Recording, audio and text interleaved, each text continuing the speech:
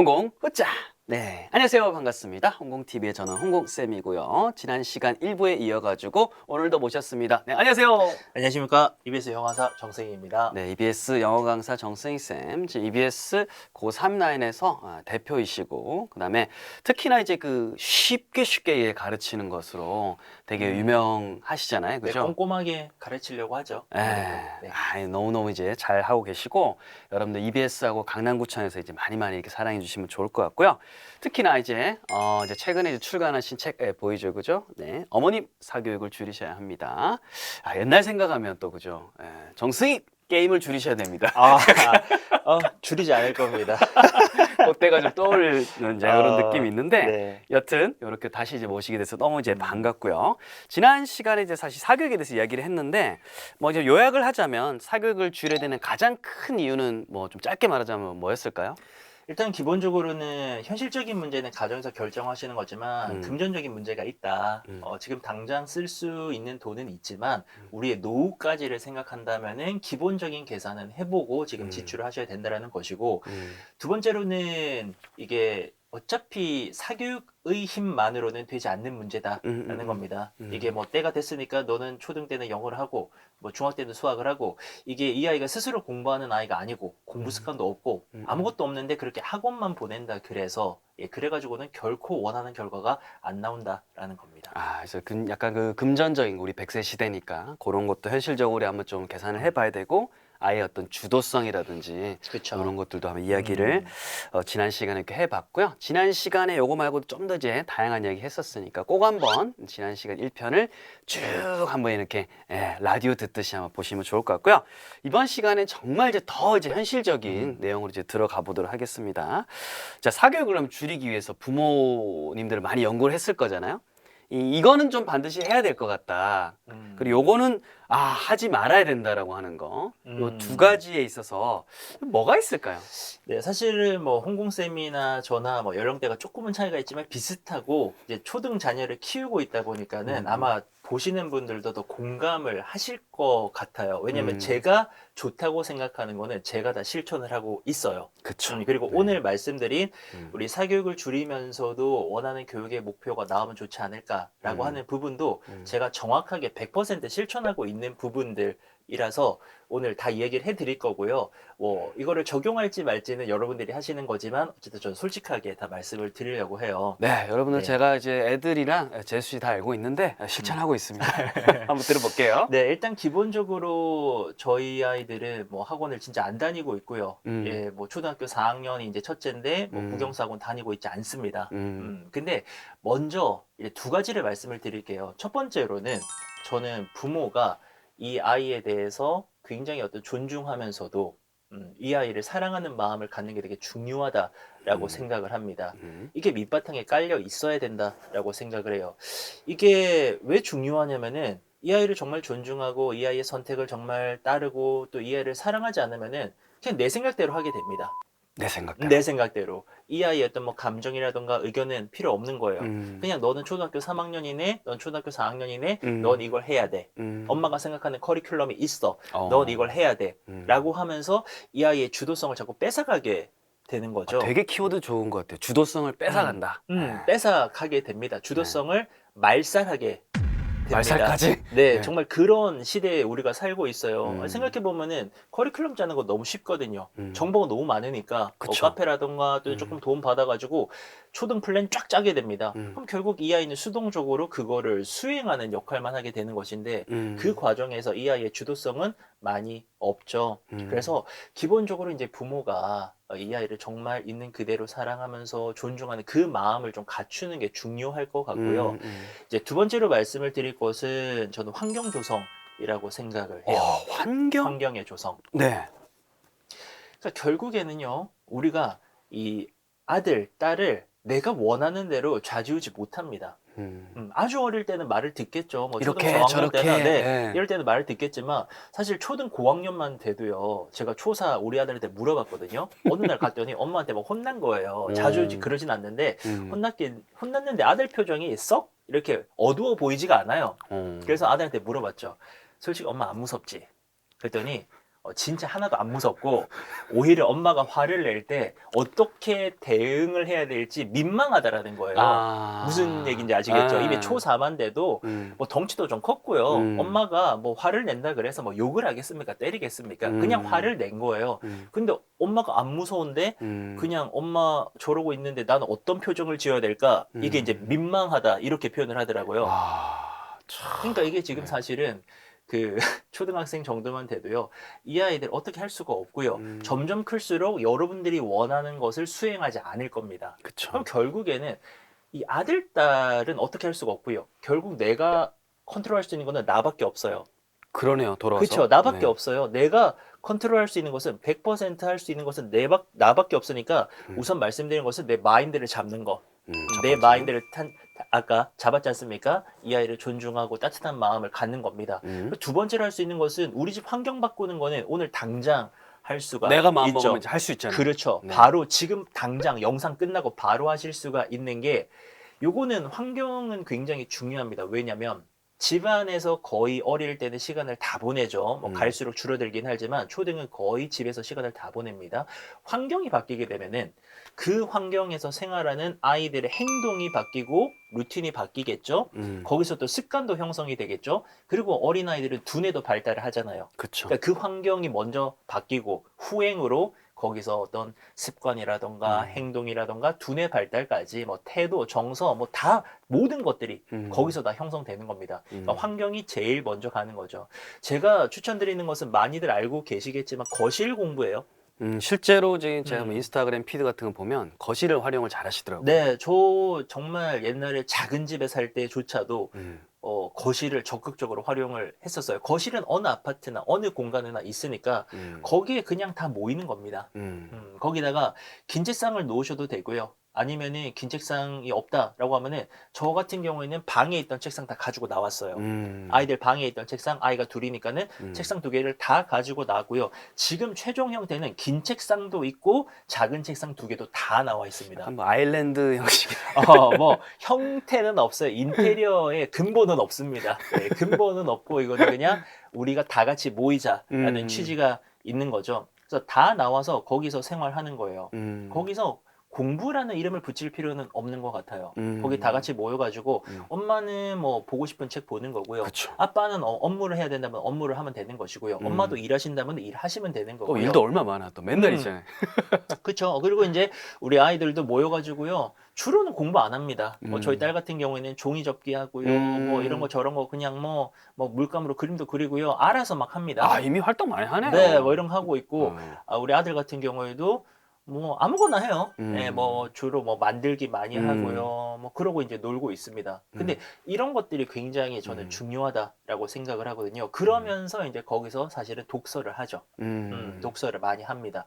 독서를 많이 하고 숙제 같은 것들도 거기서 하고요. 이런 환경에서 저는 이 아이들이 일단 독서를 할 수 있게 되면은 그게 교과서로 바뀌고 문제집으로 바뀌면은 자연스럽게 공부로 넘어갈 수 있을 거다라고 생각을 해요. 실제로 또 그렇게 되고 있잖아요. 그죠? 그렇게 되고 있죠. 그쵸. 그렇게 되고 있죠. 그러면은 좀 귀찮은데요. 거실에 안 모이고 방에서 하면 어떤가요? 라고 하는데 일단은 이제 저도 이제 공부를 왜 이렇게 자꾸 연결 짓냐면은 수많은 학생들이 공부를 어려워하는 걸 목격을 했는데 공부 방법을 모르는 걸까? 라는 근원적인 질문이 있었어요. 공부 방법을 왜 몰라요? 인터넷에 다 있는데. 그쵸. 싹 다 있죠. 책도 많고요. 이렇게 하면 무슨 데 간다. 이렇게 하면 다 합격한다. 절대로 실패 안 한다. 그런 책들이 다 있는데 적용이 안 되는 거잖아요. 그치. 내게 안 되는 네, 거죠. 내게 안 되는 거예요. 공부라는 행동이 일어나지를 않는 겁니다. 그래서 이제 저는 습관이라던가 이런 책들을 좀 주로 많이 봤었고요. 그런 분들이 전문가들이 얘기를 하세요. 행동이라고 하는 것은 동기와 능력과 자극이 합쳐져야 된대요. 그러니까 공부로 따지면 공부하고 싶은 동기가 있어야 되고요. 그쵸. 공부라는 행동이 능력적으로 수월하게 일어나야 되고요.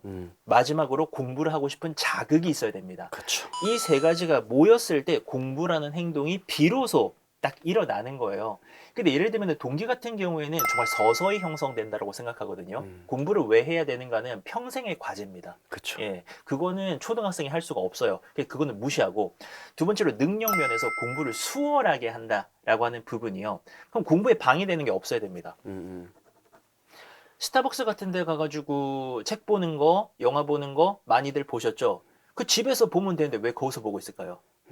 뭔가 이제 분위기가 분위기가 집중이 잘 되잖아요. 느낌 좋잖아요. 네. 책을 본다 해도 다른 게 방해가 안 되기 때문에 책이 눈에 잘 들어오는 거예요. 집에서 보면 설거지감도 보이고요. 뭐 그렇지. 집안일도 보이고요. 맞아, 뭐 맞아. 옆에는 더 재밌는 TV도 있고요. 음. 집중이 안 되는 겁니다. 그러니까 책 같은 것도 영화 같은 것도 거기서 보면 훨씬 나은 거예요. 그게 이제 능력면입니다. 얼마나 수월하게 할 수 있는가. 공부로 따지면은 만약에 방에서 공부를 할 거면은 그 방에는요 공부에 방해되는 게 없어야 돼요. 이론적으로는 정말 이렇게 멋진 공간에서 딱 요런 테이블에서 공부만 할 수 있어야 돼요. 근데 대한민국의 아파트 구조상 방에는 침대가 보통 있고요. 그렇죠. 주변에 뭐 그냥 이런저런 잡동사니들도 있고요. 또 뭐 컴퓨터가 있을 수도 있고요. 그렇죠. 그런 것들을 옆에다가 놓고서 공부를 한다라고 하는 것은 굉장히 힘든 일입니다. 그렇죠. 침대 보면 막 자고 싶고 그렇죠. 눕고 싶고. 눕고 싶고 뭐 컴퓨터 보면은 이제 지난번에 하던 게임 막 하던 거 막 마저 해야 되나 언제 하지 막 이런 생각 드는 게 다 방해되는 거예요. 그렇죠. 예. 그리고 이제 또 하나 자극이라는 부분은 공부에 도움이 되는 자극이 있고 도움이 안 되는 자극이 있겠죠. 아버님들께 죄송하지만 아버님들이 보통은 어머님들 말씀하시기로는 공부에 방해되는 자극이다라고 하십니다. 야구 좋아하시는 분들 특히나 야구 좋아합니다. 거실에서 야구 이렇게 틀어놓고 9회까지 딱 보다 보면은 그 내내 이제 TV가 틀어져 있는 거잖아요. 근데 그렇죠. 만약에 너는 들어가서 공부해라. 다음 주 시험이지 않냐? 이제 이렇게 돼버리면은 그거는 아이들은 그 자극을 받고서 공부를 할 수가 없어요. 그러니까요. 시험 기간에 뉴스도 재밌는데. 씩씩댑니다. 그러니까. 씩씩대요. 이제 그러다 보니까는 그는 방해되는 자극이고요. 공부에 도움되는 자극은 거실에 모여서 그냥 하던 거 하시면 되는 거예요. 책을 보고 업무 볼 거 보시고요. 그냥 그런 것들을 하다 보면은 우리가 부모가 좋은 자극이 되는 거죠. 근데 듣다 보면은 제가 장황하게 설명해서 뭐 대단히 어려운 걸 해야 된다고 생각하시는데 절대 아니고요. 거실 싹 치우시고요. 저희 집은 좁아서 소파도 버렸어요. 처음 그거 버릴 때 제일 고민했어요. 당근으로 갔네, 당근. 그냥 버렸어요. 너무 그래요? 낡아서 그냥 버렸거든요. 폐기물 스티커 붙여서 버렸는데 왜냐면은 제가 소파에서 잤거든요. 그래도 짠내가 늦게 들어오니까 아빠들 보통 많이들 그러세요. 늦게 들어오니까는 이미 딱 잘나가 보면은 이미 그 방에는요 애들이 막 아내랑 같이 막 이렇게 막 사선으로 있어가지고 제가 누울 데도 없어요. 지뢰를 밟으면 예, 큰일 납니다. 그래가지고는 저는 이제 소파에서 자서 그거는 저에게 침대였기 때문에 침대 야, 버렸네. 이거를 버리면 난 어디서 자나 이런 생각이 처음에 많이 들었죠. 바닥. 바닥인데 근데 그 소파를 버린다라는 게 되게 고민스러웠는데 버리고 나니까 아무렇지도 않아요. 그렇죠. 인간은 적응의 동물입니다. 소파 버렸고요. 그리고 이제 그냥 거실에 모이는 거예요. 거실에다가 책상 놔두고 그냥 거실에 모여서 밥도 먹고요. 거기서 얘기도 나누고요. 그러는 겁니다. 그러니까 막상 해보시잖아요. 변화를 한 달 안에 목격하실 수가 있어요. 그 공간 안에서 아이들이 뭐 하겠어요? 적응을 하겠죠. 적응하면은 거기 모여서 책이라도 하나 펴볼 겁니다. 그쵸. 조금 더 수월하게. 전에 소파 있을 때는 눕기 바빴겠죠. 근데 여기 책장에다가 책도 좀 꽂아 놓고요. 책상 있으면 뭐 하겠어요? 펴서 뭐 보겠죠. 그러다 보면은 이 아이들이 변합니다. 분명히 변한다라고 제가 인스타나 이런 데서 많이 목격을 하고 있고요. 그리고 가족들이 다 모이면은 결정적으로 대화가 늘어요. 그쵸. 100%. 네, 100%입니다. 이거 해보신 분들은요, 그거 되게 좋대요. 대화하는 거. 거실에 모이니까 방에 다 떨어져 있을 때는 당연히 대화가 없죠. 근데 모이면은 대화가 일어나는데 이 대화라는 거는 제가 강연에서도 되게 많이 강조드리지만 아이들에게도 너무 발달이 좋을 수밖에 없어요. 아이들은 잘 되는 아이들은요 집에서 대화 많아요. 공부 잘하는 친구들 집에서 대화 많아요. 그쵸. 근데 또 이렇게 말씀드리면 공부 잘하니까 대화가 많지 않느냐? 공부 못해서 대화가 없다 이러시는데 아닙니다. 그 선행후행이 바뀌었을 수가 있어요. 대화가 많은 집, 따뜻한 집에서 애들이 그 믿음으로 공부 잘하는 겁니다. 열심히 트라이 해보고요. 그래서 사실은 대화를 지금이라도 한번 환경 싹 바꾸면서 살려보시는 게 어떨까? 두 가지로 정리를 다시 한번 해드릴게요. 첫 번째로는 부모님들이 마인드를 내가 잘 갖추는 거, 마음 수련하는 거, 틀렸다고 화내지 않고요. 짜증내지 않고요. 오히려 응원해주고요. 그런 내 마음가짐 같은 것들 이걸 책을 보시거나 스스로 또 명상하시거나 저도 맨날 노력해요. 그거 필요하다고 생각하고요. 두 번째로는 조금 더 쉽지만 환경을 바꿔버리는 거. 방에서 각자 그냥 애들은 공부하는 척하고 우리는 스마트폰하고 거기서 벗어나서 다 같이 모이는 겁니다. 그리고 거실에 모일 때는 스마트폰을 안 써요. 그래야죠, 그죠? 그 정도는 할 수 있죠. 네. 예, 왜냐면은 또 숨어서 하면 되니까. 부모라면은 숨어서 하면 되는 거니까 굳이 거기 모여가지고 그렇게 스마트폰을 할 이유는 없다라고 생각을 해요. 잠깐 뭐 차에서 하거나 뭐 화장실에서 하거나 그럴 수 있기 때문에 이제 거실이라는 공간을 그렇게 바꾸시면은 거기서 아이들이 분명히 변하고 그러면서 스스로 공부를 할 수 있는 힘을 아마 얻을 겁니다. 좋습니다. 그러면 이 방금 이제 실천해야 될 것을 말씀해 주셨는데 이제 이거는 좀 하면 안 된다라는 점도 있을까요? 그런 것 같아요. 부모가 참 힘들지 않습니까? 너무 힘들죠. 저희도 부모지만 옛날에는 그냥 키우셨거든요. 저희 엄마 아빠는 그냥 여러분도 마찬가지일 겁니다. 그냥 막 키웠어요. 근데 사실 이게 되게 우스갯인데 우리는 막 컸기 때문에 자기 주도성이 좋아요. 우리 기성세대들은요. 떨궈 놓고 이렇게. 사실은 초등 때 학원도 안 다녔고요. 우리는 알아서 놀았고 알아서 공부했습니다. 공부라고 하는 것은 거의 고등학교 때 최초로 제대로 진심으로 했지 않습니까? 약간 이런 것들 때문에 우리는 이 시대를 잘 살아가고 있는 겁니다. 예, 근데 우리 아이들은 사실은 그 반대로 우리가 참 너무나도 많은 걸 컨트롤하면서 이 아이들의 주도성을 다 사실은 죽이고 있는 셈인 건데요. 그러니까 가만히 있는 것보다도 못한 일들이 벌어지고 있어요. 예, 근데 하지 말아야 될 것들은 그런 면에서 좀 부모 난이도가 높아지긴 했지만 되게 많긴 하다라고 생각하는데요. 근데 너무 어려운 거 말고요. 그냥 딱 하나만 서로 제안을 해보자면은 스마트폰을 좀 안 쓰는 거. 반성이 되네. 애들 앞에서 이렇게. 아이들 앞에서만이라도 안 쓰는 거 이거 참 중요하다라고 생각합니다. 결국에는 공부 얘기하다 보면 스마트폰이랑 게임 얘기가 나올 수밖에 없거든요. 근데 그 중에서도 이제 스마트폰 같은 경우에는 저는 모범 답안은 당연히 최대한 늦게 사주고 부모도 최대한 안 쓰는 거. 아이들 앞에서는 라고 생각을 합니다. 그리고 아까 말씀드린 거실 공부 같은 경우에는 거실에 모일 때는 당연히 스마트폰 안 갖고 모이는 거예요. 그런 정도의 규칙은 정할 수 있잖아요. 그런 거에 너무 중요하다라고 생각합니다. 스마트폰에 중독되기 시작하면은 당연히 공부랑은 멀어질 수밖에 없어요. 그래서 최대한 좀 늦추시면서 그런 답을 좀 드리고 싶어요. 스마트폰을 최대한 늦게 사주고 최대한 노출을 줄이면서 그동안에 스마트폰만큼이나 의미 있고 재밌는 것들을 많이 찾아주면 좋을 거라고 생각을 합니다. 우리 세대가 스마트폰에 중독이 잘 안 돼요. 많이 쓰거든요. 저도 잡고 살아요. 저도 유튜버, 홍콩쌤도 유튜버시니까 잡고 살아요. 근데 중독까지는 아닌 것 같아요. 왜 그런지 아세요? 우리는 그쵸, 맞아. 스마트폰 말고도 할 수 있는 걸 많이 알고 있어요. 더 재밌는 것들도 많이 알고 있고요. 그러니까 필요할 때만 쓰고 있는 겁니다. 여러분도 중독 아니에요. 그냥 필요할 때 드라마나 보시고 필요할 때만 쓰시잖아요. 우린 중독 아닙니다. 근데 아이들은 중독이에요. 아이들은 컨트롤이 안 되니까. 예, 아이들은 그 통제 안 됩니다. 이거 없이 살라고 했을 때 불안 느끼는 거 우리는 없어도 살아요, 사실은. 막말로 우리 한 일주일 없어도 그냥 살 수 있습니다. 오히려 독 빠지고 좋죠. 근데 네. 아이들은 그게 아니란 말입니다. 아이들은 새로운 세대이기 때문에 굉장히 위험할 수가 있어요. 그래서 최대한 늦추시면서 여러분들도 최대한 좀 노출 안 하시면서 이렇게 스마트폰 말고도 재밌는 것들을 많이 알려주시는 것들, 이제 그런 것들도 좀 하지 말아야 될 걸로 꼭 한번 추천을 드리고 싶어요. 그쵸. 뭐 스마트폰 말고 다른 걸 어떻게 보면 우리가 물려줄 수 있지 않나, 뭐 그런 생각을 해봅니다. 자, 일단은 이렇게 해가지고 이제 사교육을 줄이기 위해서 부모가 이제 해야 될 것도 하지 말아야 될 것들. 사실 이제 그게 원래 인터뷰 할 때 이제 요거 말고 더 이제 저희가 생각했었는데 지금 이제 굉장히 또 어떻게 보면 좋은 내용이 많이 나와가지고 저희가 이제 한 편 더 해가지고 우리 아이들이 이제 실천해야 될 것까지도 한번 또 이제 다뤄보려고 하거든요.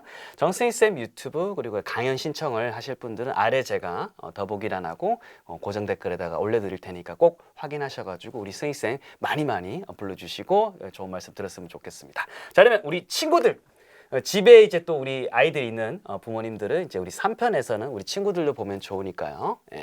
이 3편에서 저희 또 만나도록 하겠습니다.